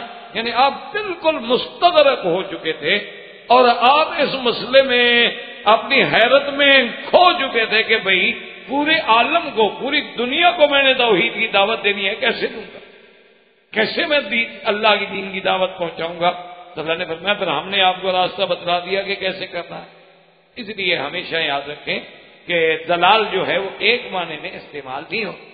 ان کے کہنے کا مقصد یہ تھا کہ ہمارے ابا جان جو ہیں وہ بھی اتنے یوسف و بنیامین کی محبت میں غرق ہو گئے ہیں کہ ہمیں تو نظر ہی نہیں، ہم تو ان کو نظر ہی نہیں آتے کہ ہم ان کی گویا اولاد ہی نہیں. یہ بات ہے کہ ہم 10 ایک طرف اور وہ 2 ایک طرف، لیکن ان 2 کی محبت میں وہ اتنے گم ہو گئے، اتنے ڈوب گئے، اتنے کھو گئے ہیں. آپ دیکھیں نا جی، کبھی بیٹھے بیٹھے آدمی بیٹھا ہوتا ہے بالکل آپ کے سامنے اور آپ اس کو کیوں کرتے بیٹھے، کیا ہو؟ کہتے ہیں اچھا ہاں کیا بات ہے، حالانکہ بالکل آنکھیں کھول کے بیٹھا ہوا ہے، آپ اس کے سامنے بیٹھے ہو، لیکن وہ اپنے کسی خیالات میں اتنا کھو جاتا ہے، اتنا ڈوب جاتا ہے، اس کو کسی دوسری چیز کا پتہ نہیں. اسی طرح اس طرح بعض روایات میں یہ بھی آتا ہے کہ حضور صلی اللہ علیہ وسلم اپنے اللہ کی یاد میں، اللہ کے ذکر میں، اللہ کے آلاء و نعم کے فکر میں کبھی ایسے ایسے مستغرق ہو جاتے تھے کہ دنیا کی کسی بات کا خیال ہی نہیں. اسی لیے آپ نے نہیں دیکھا ہے کہ جب کھجوروں کے وبر کرنے سے حضور صلی اللہ علیہ وسلم نے منع فرمایا اور فصل بھی اس سال کم ہو گئی تو آپ نے فرمایا انتم اعلم بامور دنیاکم، بھائی دنیا کے معاملات کو تم سمجھتے ہو، ہمیں نہیں پتا کہ دنیاوی معاملات کیا. کتنے ہم نے بڑے بڑے عالم، بڑے بڑے بزرگ یعنی سنے نہیں بلکہ دیکھے ہیں کہ ان کو گھڑی دیکھ کر ٹائم کا پتہ نہیں لگتا. یعنی آپ گھڑی بھی موجود ہے، ساتھ بیٹھے ہوئے آدمی کو دکھاتے تھے بھی ساتھ دیکھو کیا ٹائم ہے، ان کو پتہ نہیں لگتا تھا بیچاروں کو، گھڑی دیکھ کے نہیں فیصلہ کر سکتے تھے. یعنی بخاری اور مسلم یاد پڑھانے والے لوگ، لیکن گھڑی کا ٹائم. میرے اپنے والد کا جو بھی ساتھ بیٹھا اس کہتے بیٹا ذرا یہ دیکھو کیا بجا ہے، کہتے اچھا پھر ہو گیا پھر. اچھا کوئی اور ساتھی آ جاتا وہ کہتے بھی اس کو کل بھی بھر کے دے دو، چابی کو کہتے تھے کل، اس کی کل بھر دو، مجھے تو آتا نہیں کہ کیسے بھری جاتی ہے. اچھا ان کو پتہ نہیں کہ چابی کیسے بھری جاتی. یعنی اندازہ فرمائیں میرے بچہ جو ہے سب چھوٹے تھے تو وہ والد صاحب اس کو بھیجتے کہ تم میرے لیے ایک بوتل لے آؤ، یہ عام بوتلیں جو ہوتی ہیں مرنڈا شرنڈا یہ وغیرہ لے آؤ. تو وہ جناب آگے ان کو کہتا کہ دادا جان وہ 5 ریال کی ملتی ہے ایک بوتل، اس زمانے میں 4 گروش کی ملتی. چھوٹے بچے تھے نا، بھی پیسے کیسے حاصل کریں دادے سے، تو کہتا جی 5 ریال کی ملتی. کہتے بھائی پہلے تو کہا جی اب مہنگی ہو گئی، شرط مہنگی ہو گئی. اچھا اب 5 ریال کے 10 دے دیے ہیں تو اس نے کہا بھائی دیکھو یہ کتنا ہے؟ انہوں نے کہا جی یہ 5 ہے۔ انہوں نے کہا نہیں اللہ کے بندے یہ تو نوٹ بڑا نظر آ رہا ہے۔ کہا نہیں حضرت یہ تو مختلف چھپتے رہتے ہیں ہر سال، ہے یہ 5 کا۔ کہتے ٹھیک، ان کو نہیں پتا کہ کیا۔ تو اور جناب یہ ہے کہ آپ سیاستہ ہے، حدیث ہے، نحو ہے، صرف ہے، بلاغت ہے، معنی ہے، منطق ہے، معقول ہے، کوئی دنیا کی کتاب اٹھا کے سامنے ایک دفعہ تھوڑی سی پڑھ لے بیٹھ لیا بس شروع ہو گئے۔ یعنی اس میں تو اتنا حفظ ہے لیکن دنیا کے معاملے کا پتہ نہیں رہتا۔ اس لیے ان کے کہنے کا معنی یہ نہیں تھا کہ یعقوب علیہ السلام گمراہ ہے، نعوذ باللہ، کوئی اللہ کے نبی کو گمراہ سمجھے تو پھر مسلمان کیسے رہے، وہ تو کافر ہو جائے۔ معنی یہ تھا کہ ہمارے ابا جان ان کی محبت میں اتنے کھو گئے ہیں، اتنے ڈوب گئے ہیں کہ ہماری طرف توجہ بھی نہیں۔ اچھا اسی طرح یاد رکھیں کہ اگر ایک آدمی کے 4 بچے ہیں، 5 ہیں، 6 ہیں، 10 ہیں، 2 ہیں، کسی ایک سے محبت کا زیادہ ہو جانا جو ہے گناہ نہیں، شرعاً وہ کوئی گناہ، لیکن شرط یہ ہے کہ دونوں بچوں میں عدل کرے۔ یہ نہیں کہ ایک کو تو دیتا جائے اور دوسرا بیچارہ بھٹکتا رہے، یہ بات جو ہے یہ شریعت میں نہ جائے۔ جیسے ہمارے یہاں عام رواج ہے نا جی کہ یہ بیٹا میرا بڑا فرما بردار ہے، اس نے میری بڑی خدمت کی، جی باقی بیٹوں نے مجھے پوچھا ہی نہیں، اس لیے یہ کوٹھی تو میں نے اس کو بنا کے دے دی ہے، یہ ناجائز ہے۔ جب بھی آپ اگر ہدیہ کریں اولاد کو تو برابر۔ یا جیسے ہمارے یہاں ایک بڑا رواج ہے، آپ پڑھتے ہوں گے اخباروں میں کہ جی میں نے اپنے بیٹے کو آگ کر دیا، اور قانون انگریزی تو یہ کہتا ہے کہ وہ آپ کی جائیداد سے محروم ہو گیا، لیکن شریعت اسلامی میں وہ آپ کی جائیداد سے محروم نہیں ہوتا۔ آپ چاہے کتنا آگ کرتے رہیں وہ آپ کی جائیداد کا وارث ہے، اور آپ کے مرنے کے بعد وہ جائیداد کا حقدار ہے، اسے دنیا کی کوئی طاقت آپ کی جائیداد سے محروم نہیں کر سکتی۔ وہ آپ کے نطفے سے پیدا ہوا ہے، آپ کے گھر میں پیدا ہوا ہے، اور یہ تو اللہ کا فیصلہ ہے کہ اللہ نے اس کو آپ کا بیٹا بنا دیا۔ باقی یہ ہماری قسمت کہ اولادیں فرما بردار ہوں ہمارے لیے قرۃ عین بن جائیں، یا اولادیں نافرمان ہوں اور ہمارے لیے عذاب الوبال بن جائیں، یہ تو علیحدہ بات، لیکن ان کے حقوق میں والد جو ہے وہ زیادتی نہیں کرتا۔ جہاں تک محبت کا تعلق ہے وہ آپ کے بس میں ہے، جیسے کہ حضور پاک صلی اللہ علیہ وسلم اللہ تبارک و تعالیٰ کے آگے درخواست کرتے تھے کہ یا اللہ انی املک فیک انی عادل فی ما املک، کہ یا اللہ اپنی بیویوں کے بارے میں عدل کرتا ہوں، انصاف کرتا ہوں، لیکن جو میرے ہاتھ میں ہے کہ وقت برابر دیتا ہوں، ٹائم برابر دیتا ہوں، خرچہ برابر دیتا ہوں، ملنے ملانے میں برابر ہونے کی کوشش کرتا ہوں، لیکن کیف عادل فی ما لا املک، لیکن میں اس چیز میں کیسے عدل کر سکتا ہوں جو میرے قبضے میں بھی نہیں؟ دل تو میرے قبضے میں نہیں ہے، کسی بیوی سے زیادہ محبت ہو کسی سے کم ہو تو میں کیا کروں؟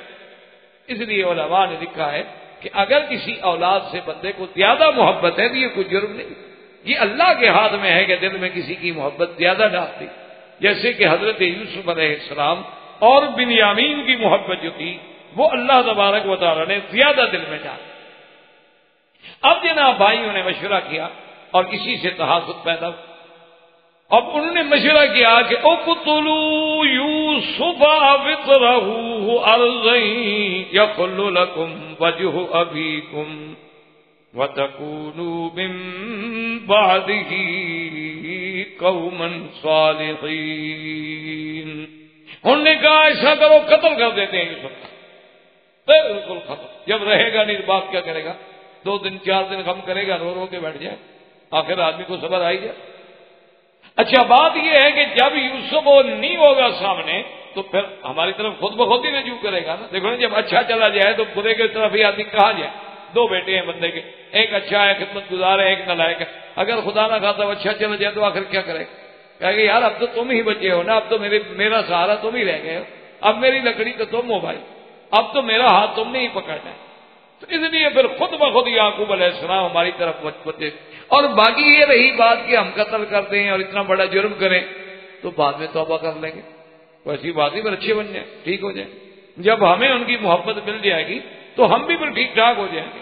اصل وجہ کیا ہوتی ہے کہ شیطان جب جرم کراتا ہے تو یہی باتیں دماغ میں ڈالتا ہے کہ ابھی تم کر لو، دروازہ کھلا ہے، توبہ کا دروازہ مفتوح ہے، اور التائب من الذنب کمن لا ذنب لہ، توبہ کرنے والے کا گناہ اللہ مٹا دے، چھوڑو یار 4 دن ہے جوانی کے، کھا لو پی لو، اور جب بوڑھے ہو جاؤ گے ٹانگیں جواب دے دیں گی، توبہ کر کے حرم میں جا کے بیٹھ جانا صفے اول میں ماشاءاللہ، پھر تو ماشاءاللہ جو ہے اسی دن یہ ایک تو ہوتا ہے، یعنی آپ کل مہربانی کر کے کسی بھی نماز میں، صبح میں، مغرب میں، عشاء میں حرم میں آ جائیں، اور امام کے پیچھے جو صف اول ہے اس کو آپ دیکھنا شروع کریں، انشاءاللہ آپ کو 90% وہ لوگ ملیں گے جو ریٹائر، کوئی جوان انشاءاللہ آپ کو نہیں، اللہ کی صبح کی نماز میں آ جائیں، یعنی یقین کریں کہ اگر مکے کے صرف ثانویہ کے طالب علم حرم میں آ جائیں تو حرم بھر جائے، متوسطہ کے بھی نہیں، صرف جتنے بچے ثانویہ میں پڑھتے ہیں یا ان کا اگر وہ ہر نماز میں حرم میں آئے نا، خدا کی قسم پورا حرم بھرا، اور مہذب لوگوں کا، پڑھے لکھے بچوں کا جن کو تعلیم بھی ہے، حرم کا پتہ بھی ہے، آداب بھی ہے۔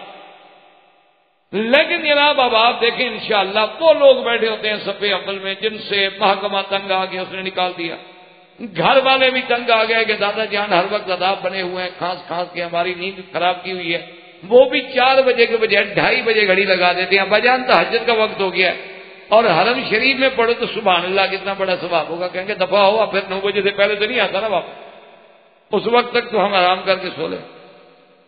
تو یہ جب عالم ہو جائے کہنا کہ فکر نہ کرو، اگر ہم قتل کا جرم بھی کر بیٹھے اور یوسف علیہ السلام کو قتل بھی کر دیا کہ وہ تو کون من بعد ہی قوم صالحین، کوئی ایسی بات نہیں، بعد میں ہم بھی ٹھیک ہو جائیں گے، بس فکر کی بات۔ اب جب یہ مشورہ ہونے لگا اور نعوذ باللہ یعنی وہ آخری حد تک آ گئے، اقدام قتل تک، معمولی بات تو نہیں قتل کر دیں۔ قال قائل منهم لا تقتلوا يوسف والقوه في غيابة الجب يلتقطه بعض السيارة إن كنتم فاعلين۔ ان بھائیوں میں سے ایک نے کہا کہ کیا کر رہے ہیں، کچھ عقل کرو۔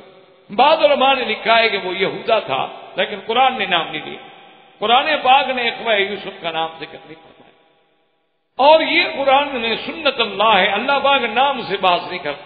اذ اول فتیۃ الی الکہف، بس وہ چند نوجوان جنہوں نے کہف میں غار میں پناہ لی تھی، کیا نام تھا اللہ عالم۔ وَأَوْحَيْنَا إِلَىٰ أُمِّ مُوسَىٰ، موسیٰ کا نام کیا تھا، قرآن نام سے بحث نہیں کرتا۔ قالت لأختہ قصیہ، اخت کا نام کیا تھا کوئی پتہ ہے، میں شعیب کی بیٹی کا نام کیا تھا کوئی پتہ ہے، اس لیے کہ نام کی کیا ضرورت ہے، اصل تو کام سے، نام یاد رکھنے سے کیا ہو جائے گا۔ تو بہرحال کتب سابقہ میں، بائبل میں بھی یہ آتا ہے، تلمود میں بھی یہ موجود ہے کہ اس کا نام یہودا تھا۔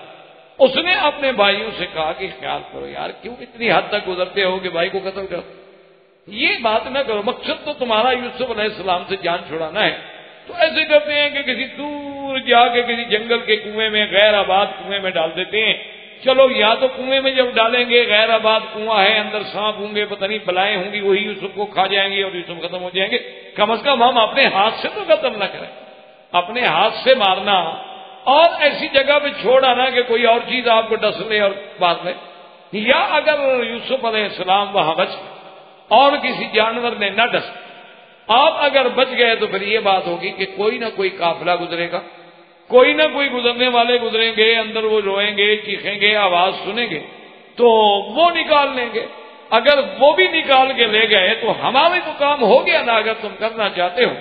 تو اس نے کہا کہ خدا کے لیے یہ فکر کرو کہ قتل کرنے والی بات کو چھوڑو، قتل کرنے میں ہمیں کیا فائدہ، اور دوسرا یہ ہے کہ قتل جو ہے وہ چھپا نہیں رہے گا، ایک نہ ایک دن تو ظاہر ہوگا، اس لیے بہتر یہ ہے کہ القوہ فی غیابۃ الجب، اور اسی کو وہ لکھا ہے ان لوگوں نے کہ یہ شمال سکم میں ایک جگہ تھی جس کا نام تھا دوتن، یہ بائبل میں جو اس جگہ کا نام آیا ہے کہ شمال سکم میں یہ جگہ تھی اور اس کا نام تھا دوتن، جہاں وہ کنواں تھا، اور وہ قافلہ جو ہے وہ شرق اردن سے مصر کی طرف جا رہا تھا، جو اس کنویں پہ وہ قافلہ گزرا۔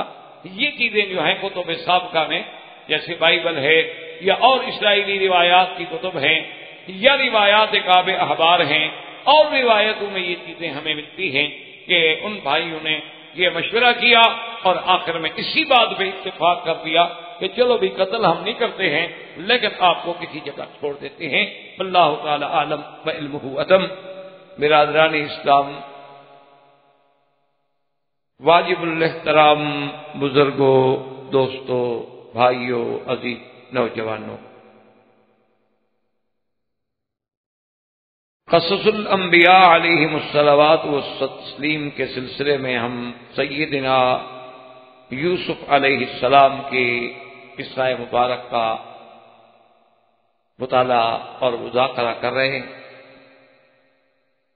جیسا کہ آپ نے سابقہ دروس میں الحمدللہ سنا ہے، یہ قصہ مبارک جو ہے ایک عجیب قصہ ہے جس کو خود قرآن احسن القصص کہتا ہے۔ اور اس قصہ مبارک میں بہت بڑے عبر ہیں، نصائح ہیں، مواعظ ہیں، فوائد ہیں۔ تو ہم اس درس میں ان قصہ مبارک میں یہاں تک پہنچے تھے کہ یوسف علیہ السلام نے خواب دیکھا، اپنے والد سے بتلایا کہ میں نے خواب دیکھا ہے کہ 11 تارے ہیں اور سورج اور چاند جو ہیں وہ مجھے سجدہ کرتے، اور اس پہ ہم نے خواب کے اقسام اور خواب کی تعبیر ساری مباحث الحمدللہ ہم سابقہ درس میں پڑھ چکے۔ اور حضرت یعقوب علیہ السلام نے اپنے بیٹے سے نصیحت کی کہ بیٹا کسی دوسرے بھائی کو، کسی کو اس خواب کا ذکر نہیں کرنا، کیونکہ یعقوب علیہ السلام بھی اللہ کے پیغمبر تھے، نبی تھے۔ وہ سمجھ گئے کہ اس خواب میں کوئی بہت بڑا اشارہ ہے کہ یوسف علیہ السلام کو اللہ تبارک و تعالیٰ کسی عظمت، کسی رفعت، کسی مقام پہ پہنچانا چاہتے ہیں۔ اور یہ خدا کی قدرت ہے کہ جب بھائیوں میں سے کسی ایک بھائی کو عزت ملے تو فطری بات ہے کہ پھر دوسرے بھائیوں کو تو حسد ہوتا ہے۔ اس لیے حضرت یعقوب علیہ السلام نے ان کو اس خواب کے ذکر کرنے سے منع کیا۔ اور اسی لیے سرکار دو عالم صلی اللہ علیہ وسلم کی بھی ایک حدیث مبارک ہے کہ اقضوا حوائجکم بالکتمان، کہ تم اپنے امور اور اپنے کام جو ہیں تو رازداری سے سر انجام کیا۔ یہ نہیں کہ بلا وجہ کہتا رہے آدمی میں یہ کر رہا ہوں، میں یہ کر رہا ہوں، میں یہ کر، یعنی جتنا اللہ نے اس کو رازداری میں برکت رکھی ہے، فائدہ رکھا ہے، اتنا شو کرنے میں نہیں رکھا۔ بہرحال یوسف علیہ السلام کے اس خواب کے بارے میں بعض علماء کہتے ہیں کہ ان کے بھائیوں کو بھی پتہ چل۔ اب مفسرین نے اس کی 2 وجوہات لکھی ہیں۔ بعض مفسرین تو یہ فرماتے ہیں کہ یوسف علیہ السلام اپنے والد کو ذکر کرنے سے پہلے اپنے بھائیوں کو بھی بتا چکے، اب اگر والد نے منع کیا تو روک نہیں سکتے تھے، رکنے کا کوئی فائدہ نہیں، قصہ تو بتا چکے۔ اور بعض علماء کرام یہ فرماتے ہیں کہ یوسف علیہ السلام نے تو نہیں بتلایا، انہوں نے تو اپنے بھائی حضرت بنیامین کو بتلایا تھا جو ان کے شقیق تھے ایک ماں سے، باقی اولاد جو ہے حضرت یعقوب علیہ السلام کی وہ دوسری پیر سے۔ تو بنیامین نے کہیں بھائیوں کو ذکر کر دیا۔ اب اس خواب کے بعد ان کے دلوں میں مزید عصبیت اور حسد جو تھا وہ بڑھ۔ اب انہوں نے پروگرام بنایا، انہوں نے اکٹھے بیٹھ کے مشورہ کیا آپس میں سب بھائیوں نے۔ انہوں نے کہا کہ دیکھو بھی یہ بات بڑی عجیب ہے کہ بھئی یعقوب علیہ السلام کی شفقت اور محبت جو ہے وہ صرف یوسف علیہ السلام کی طرف ہے، اور ہم 10 بھائی ہیں، 11 بھائی ہیں، ہماری طرف محبت نہیں، اور یہ بات جو ہے ہمارے لیے ناقابل برداشت، یہ ہم کیسے برداشت کر سکتے کہ ہم 10 بھائی 11 بھائی ایک طرف اور یوسف علیہ السلام ایک طرف اور وہ زیادہ محبوب ہو۔ اس قالوا لیوسف اخو احب الیہ الی ابینا منا، حالانکہ ونحن عصبہ، ہم تو ایک جماعت ہیں، قوت ہیں، ہم 10 ہیں۔ تو عقل کا تقاضا تو یہ ہے کہ آدمی ان سے پیار کرے جن کے پاس طاقت ہے، قوت ہے۔ ہم 10 جوان آدمی ہیں، باپ کے کام آنے، یوسف علیہ السلام بھی چھوٹے ہیں، بنیامین بھی چھوٹے ہیں، ان کے مقابلے پہ 2 کو ترجیح دینا اور 10 کے ساتھ وہ پیار نہ کرنا۔ ان ابانا لفی ضلال مبین، ہمارا باپ جو ہے سری غلطی۔ اس لیے یاد رکھیں کہ دلال کا معنی ہمیشہ یہ نہیں کیا جاتا کہ گمراہ ہے، نعوذ باللہ۔ اگر اپنے باپ کو وہ گمراہ سمجھیں، اور یعقوب علیہ السلام اللہ کے نبی ہیں، پھر تو وہ کافر ہو گئے، پھر تو وہ مسلمان بھی نہیں رہتے۔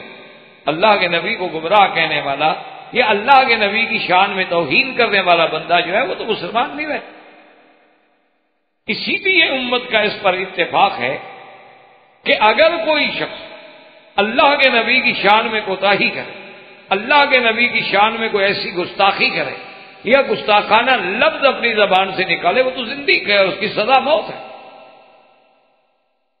یہ آج کل آپ نے دیکھا ہے کہ بہت بڑا پورے عالم میں اس قانون کے بارے میں، توحید رسالت کے قانون کے بارے میں پوری دنیا میں شور مچایا جاتا ہے کفر کی طرف سے کہ یہ حقوق انسانیت کے خلاف ہے اور یہ حقوق انسانیت کے خلاف ہے۔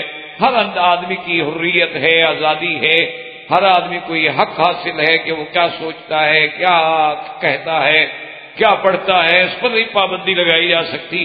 یہ تو مسلمان بڑے بنیاد پرست ہیں اور انتہا پرست ہیں، اور ان کے ہاں تو بس اللہ کے نبی کی توہین تو سزائے موت میں کہی کیا بات۔ حالانکہ اصولی طور پر تو یہ ہے کہ کیونکہ ان کو اسلام سے دشمنی ہے، اسلام کی دشمنی میں وہ اتنے اندھے ہو جاتے ہیں کہ حقیقت کو بھی نہیں پڑھتے۔ آدمی جب کسی کے تعصب میں آ جائے نا، وہ اس کو پھر آدمی اچھا نہیں لگتا۔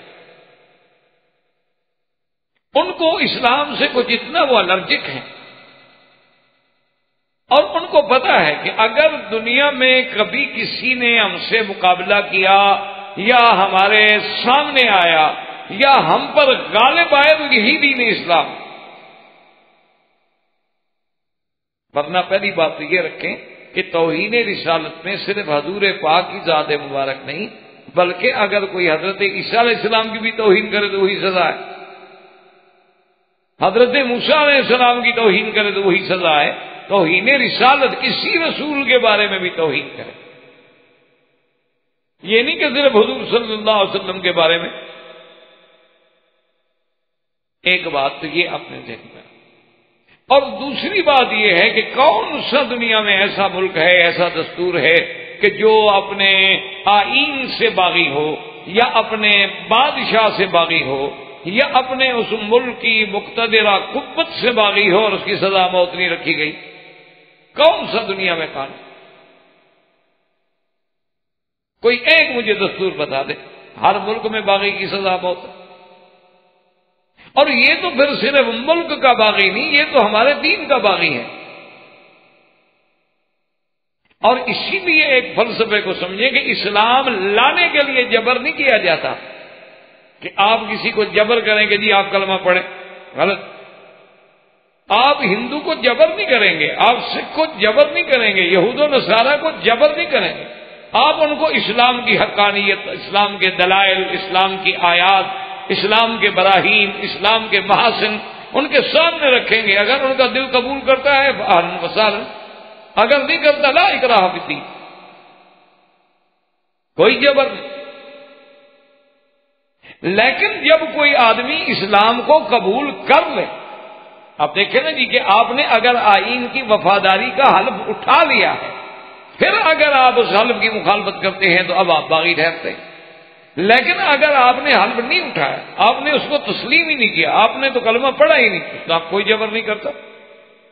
کبھی بھی اسلام نے جبر نہیں کیا، ورنہ جہاں جہاں مسلمانوں کی صدیوں تک حکومتیں رہی ہیں، اگر جبر کی بات ہوتی تو پھر تو غیر مسلم کوئی ایک بھی نہ ہوتا۔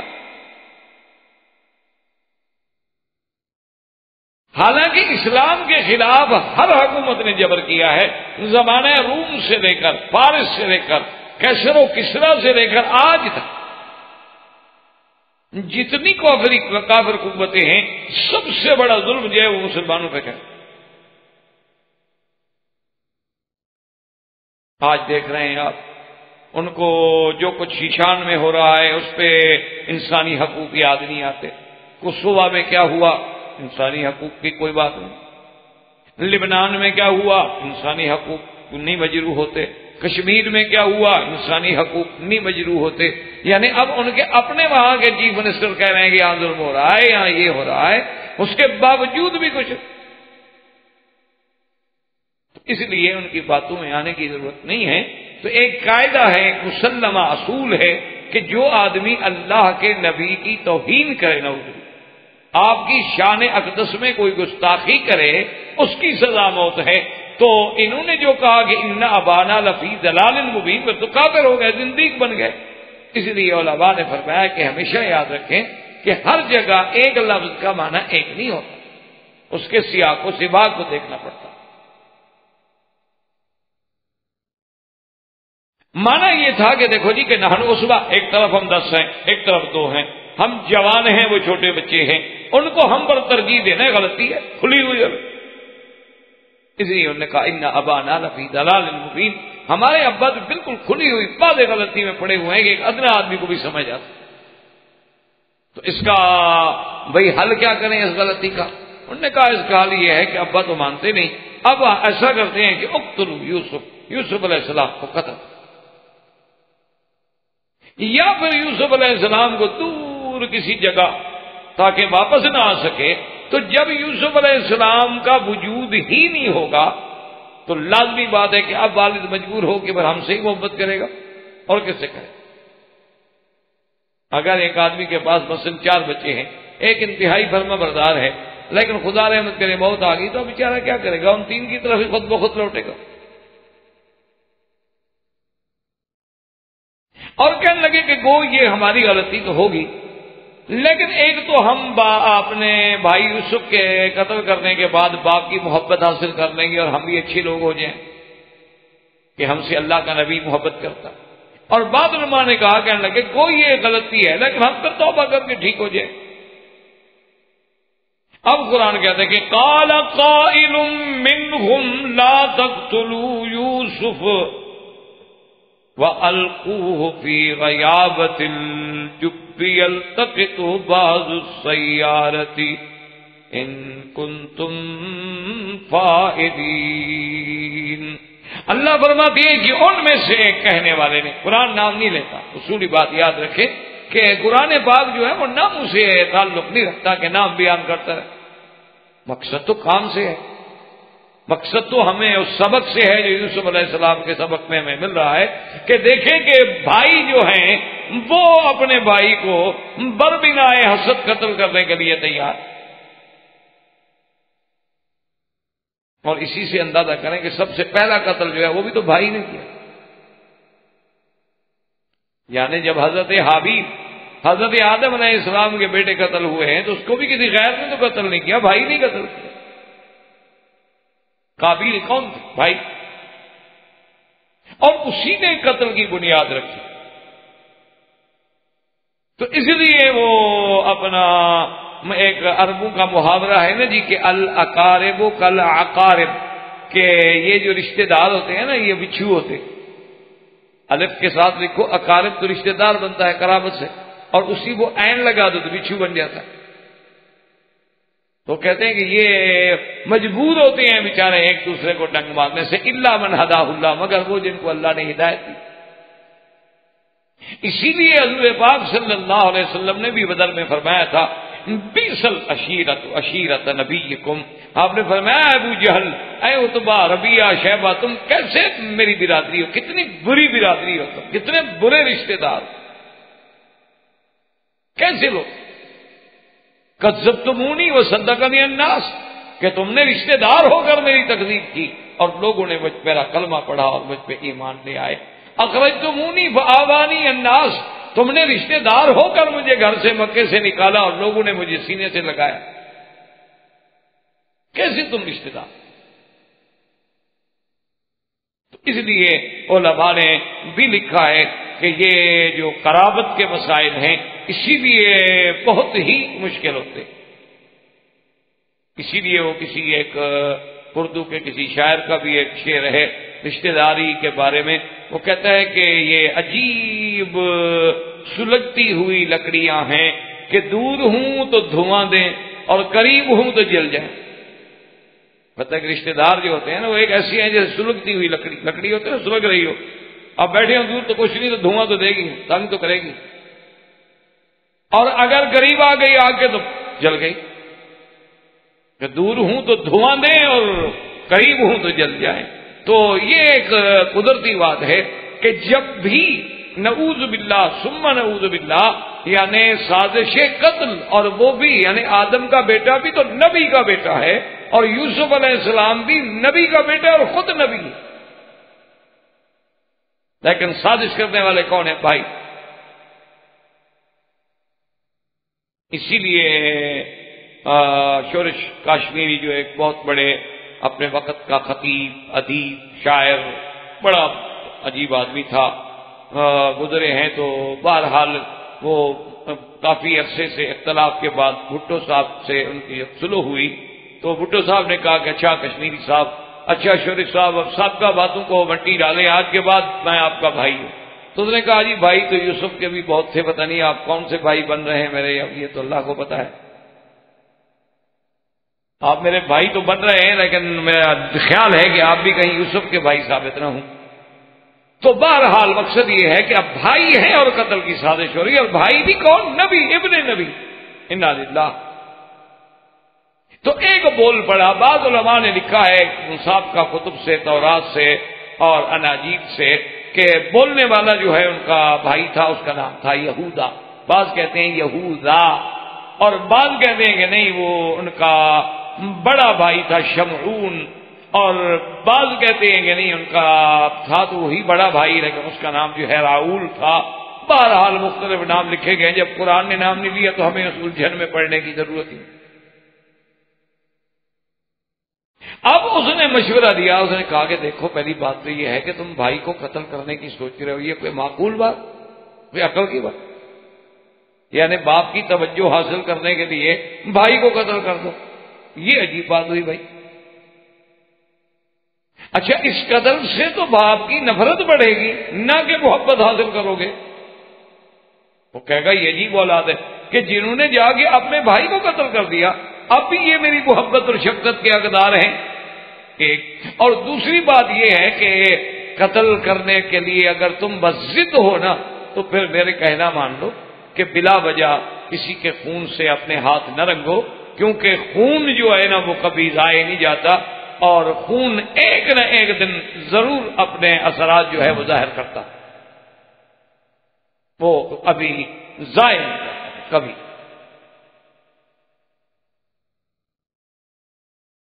اب جناب یہ ہے کہ جب یہ حالات دیکھے گئے، ان کو بتلائے گئے، سمجھایا گیا، انہوں نے کہا تو کیا کریں؟ انہوں نے کہا ایسا کرتے ہیں کہ ہم جا کر کسی دور آفتادہ کنویں میں ڈال دیتے، پہلے تو کنویں میں ڈالنے سے اس کے اندر جو کوئی بلائیں ہوں گی نا وہ کھا جائیں گی، پرانا کنواں جنگل میں، اس میں کئی بلائیں۔ اچھا اگر بفرض محال اس سے بھی بچ جائے تو کوئی بندے تو وہاں سے قافلے گزرتے رہتے ہیں اور ایسے کنووں سے پانی بھرتے رہتے ہیں، جب وہ دیکھیں گے وہ نکال کے لے جائیں گے کسی ملک میں، تم خواہ کیوں قتل سے اپنے ہاتھ رکھتے؟ عجیب بات، کیوں جرم کر رہے؟ انہوں نے کہا اچھا، سوچ میں پڑ گئے، کہنے لگے کہ چلو ایسا کرتے ہیں، تمہاری بات مان لیتے ہیں کہ چلو قتل نہیں کرتے، لیکن کسی نہ کسی جگہ بہرحال دور کر دیتے ہیں، اور سب کٹھے ہو کے باپ کے پاس آئے، جس کو قرآن خود بیان، قالوا یا ابانا ما لک لا تأمنا علی یوسف وَإِنَّا لَهُ لَنَاصِحُونَ۔ معلوم ہوتا ہے کہ کافی پہلے کہتے رہے، اسے کہنے لگا بجان پتہ نہیں کیوں آپ ہم پر اعتماد نہیں کرتے، آپ یوسف علیہ السلام کے ضمن میں ہم پر کیوں نہیں اعتماد کرتے؟ ہم تو یوسف کے خیر خواہ ہیں، بھائی ہیں، اچھا بھائیوں میں کبھی کوئی تھوڑی بہت تلخی بھی ہو جائے لیکن پھر بھی ہم بھائی ہیں یوسف علیہ السلام کے، مہربانی کریں، ارسلہ معنا غدا یرتع ویلعب وَإِنَّا لَهُ لَحَافِظُونَ۔ ابا جان آپ مہربانی کریں، اس کو اجازت دیں کہ کل ہمارے ساتھ جائے، ہم جائیں گے اور کھائیں گے پیئیں گے، جنگلوں میں جو جنگلی چیزیں ہوتی ہیں، جنگلی پھل ہوتے ہیں وہ کھائیں گے، وہ یلعب اور کھیلیں گے۔ اس لیے علماء نے لکھا ہے کہ بعض کھیل کود جو ہیں جو شریعت کے خلاف نہ ہو کوئی منع ہے، مثلا آدمی گھوڑا دوڑاتا ہے، آدمی دوڑ میں مقابلہ کرتا ہے، مثال کے طور پر آدمی کشتی کرتا ہے، آدمی کبڈی کھیلتا ہے، یا آدمی ہاکی کھیلتا ہے، یا آدمی کرکٹ وکٹ کھیلتا ہے، شرط یہ ہے کہ اوقات نماز اور فرائض کا خیال رکھے، یہ نہیں کہ کھیل میں لگنے کے بعد نمازیں ختم یہ ہو تو میچ نہیں بند کیا جا سکتا، پھر حرام ہو گئی، کیونکہ اللہ کے فرائض کو چھوڑا، فی نفس ہی کھیلنا حرام نہیں تھا، اب انہوں نے جب اصرار کیا اور ساتھ یہ بھی کہا اپنے ابا سے کہ ابا جان آپ فکر نہ کریں، ہم حفاظت کریں گے، ہم بالکل حضرت یوسف علیہ السلام کا بڑا خیال رکھیں گے، تو یعقوب علیہ السلام نے سننے کے بعد کہا قال انی لیحزننی ان تذهبوا به واخاف ان یاکلہ الذئب وانتم عنہ غافلون۔ حضرت یعقوب علیہ السلام نے فرمایا کہ مجھے غم ہے، مجھے فکر ہے یوسف کا کہ اگر تم ان کو لے کے گئے، اور بات یہ ہے کہ مجھے خوف ہے کہ کہیں ایسا نہ ہو کہ کوئی بھیڑیا آ کے اس کو کھا جائے، چھوٹا بچہ ہے، چھوٹی عمر ہے۔ وَأَنْتُمْ عَنْهُ غَافِلُونَ، اور تم اپنی کھیل کود میں ہو، غفلت میں پڑے ہو، تمہیں پتہ بھی نہ ہو، اور تم اپنے اس میں لگے ہوئے اور اس کو آگے کوئی بھیڑیا کھا جائے، مجھے بڑا فکر ہے، میں نہیں اجازت دے سکتا۔ قَالُوا لَئِنْ أَكَلَهُ الذِّئْبُ وَنَحْنُ عُصْبَةٌ إِنَّا إِذًا لَخَاسِرُونَ۔ خیال لگے ابا جان کمال کی بات ہے، ہم ایک جماعت ہیں، 10 آدمی ہیں، ہم 10 بندے بھی کھڑے ہوں اور ایک جناب بھیڑیا آ کے ہمارے بھائی کو کھا جائے، پھر تو سب سے بڑی گھاٹے اور تروٹے کی بات ہے، پھر تو انتہا ہو گئی، حد ہو۔ اب بات یاد رکھیں کہ بھی حضرت یعقوب علیہ السلام نے یہ بات کیوں فرمائی، ایک مسئلے کو سمجھیں کہ بھی یوسف علیہ السلام نے آخر یہ بات کیوں فرمائی کہ جی اب اس کو شاید بھیڑیا کھا جائے اور تم غافل ہو، پتہ بھی نہ کرو، تم اپنی کھیل میں لگے ہوئے ہو۔ یہ بات جو یوسف علیہ السلام یعقوب علیہ السلام نے فرمائی تو کیوں؟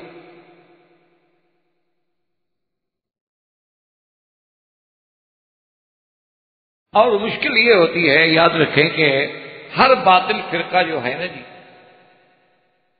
وہ اللہ کے قرآن کے حروف کے معانی میں یا الفاظ مبارک میں اپنے پسند کی تحریف کر دیتے ہیں، اپنی طریقے سے اس کے معنی کو ڈھال دیتے ہیں اور اسی سے اپنے مطلب کی بات کو نکالتے ہیں۔ جیسے کسی نے کہا نا کہ خود تو بدلتے نہیں، قرآن کو بدل دیتے ہیں۔ چاہیے تو یہ تھا کہ جو قرآن کا حکم ہے ہم اپنے آپ کو بدل دیں، لیکن وہ خود تو نہیں بدلتے، لیکن اللہ کے قرآن کو بدل دیتے ہیں۔ تو اب بعض ہمارے لوگوں نے یہاں سے ایک عجیب بات نکالی، ان نے کہا دیکھو جی اللہ کے نبی عالم الغیب ہوتے ہیں، ان کے پاس علم غیب ہوتا ہے، یعقوب علیہ السلام جانتے تھے کہ یہ بھیڑیے والا قصہ بنائیں گے، اسی لیے تو پہلے کہہ رہے ہیں، تب بھی کر رہے ہیں کہ کیا کرو گے لینا کل حسین اگر اس کو بگیاڑ کھا گیا، اس لیے کہ وہ عالم الغیب تھے، یعنی وہ اپنے مطلب کی ایک بات نکال۔ حالانکہ یہ نہ سوچا کہ بھی اگر وہ عالم الغیب ہیں تو جب یہ بھی پتا ہے کہ میرے بیٹے بھیڑیے والا قصہ بنائیں گے تو جہاں کنویں میں تھے تو پھر بھی تو علم ہوتا آپ کو کہ حضرت فلاں کنویں میں ڈالے گئے ہیں، وہاں تو 3 راتیں گزاری ہیں کنویں میں حضرت یوسف علیہ السلام نے، وہاں سے جا کے نکال لیتے، وہ علم آخر کیوں نہیں ہوا؟ اور علم ہونے کے باوجود بھی اگر باپ اپنے بیٹے کی اور مظلوم بیٹے کی مدد نہ کرے تو کیا پھر وہ قیامت میں تو الٹا نعوذ باللہ قابل مواخذہ ہے۔ اچھا پھر یہ کہیں کہ بیٹوں سے اولاد سے تو اولاد تو جب شرمندہ ہو جاتی ہے، اولاد تو اس کا قتل ثابت کر رہی ہے، اور یوسف زندہ ہوتے اور باپ جا کھڑے ہو جاتے کہ یہ دیکھو جی یوسف صاحب زندہ بیٹھے، کیسے کہتے ہو قتل ہو گئے؟ تو مجرم کے تو پاؤں نہیں ہوتے، مجرم تو زمین پہ کھڑا نہیں ہو سکتا۔ اس لیے ہمیشہ یاد رکھیں کہ یہاں علم غیب کا مسئلہ نہیں، اس کی 2 وجوہات مفسرین کرام نے لکھی ہیں۔ ایک وجوہات تو یہ لکھی ہے کہ اس علاقے میں بے حد بھگیاڑ تھے۔ احباب کرام، اس کے بعد اب آپ اس مبارک سلسلے کی CD نمبر 11 سماعت فرمائیں۔